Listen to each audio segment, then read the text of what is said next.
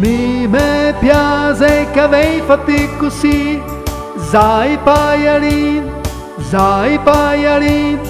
magno massa e bevo un canarin, sai o pagliarin, plin plin. Ah, ma quello è il primo ministro inglese, questa volta non mi sbaglio.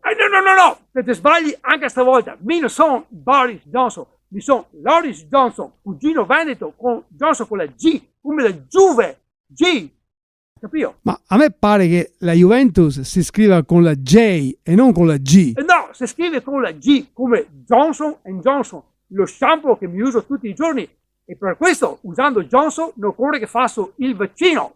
Hai capito?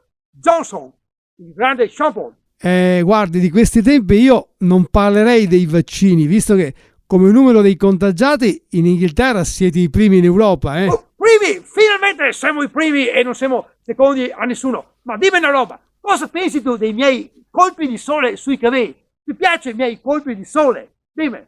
Beh, non sono male, eh? Perché ho cambiato tecnica. Una volta stavo sotto il sole da mattina a sera ero in semenio, capito?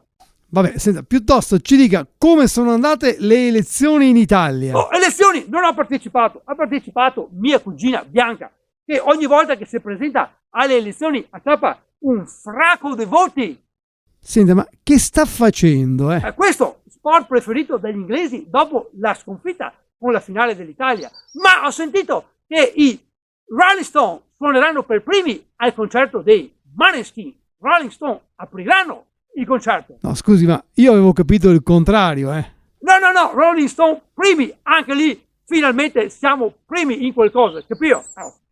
Vabbè, senta, a proposito di politica, che giudizio dà lei dei suoi precedenti colleghi inglesi, tipo Tony Blair e Margaret Thatcher?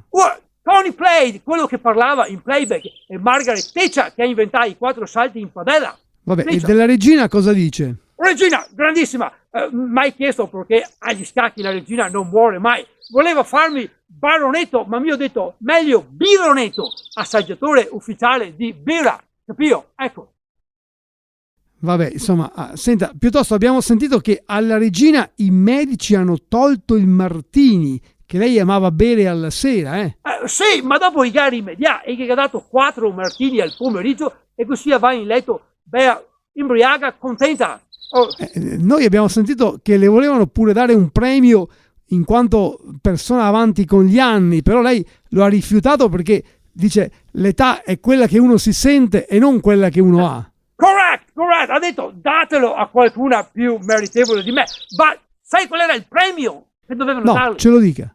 Il premio era un pacco di pannoloni regina. Scusi, vorrà dire i rotoloni regina? No, pannoloni. Lei usa pannoloni, ma non vuole che si sappia in giro, capito? Beh, io direi che per oggi possa bastare. Salutiamo il nostro ministro Johnson, Boris o Loris Johnson con la G o con la J. Ciao Veneto, grande Veneto.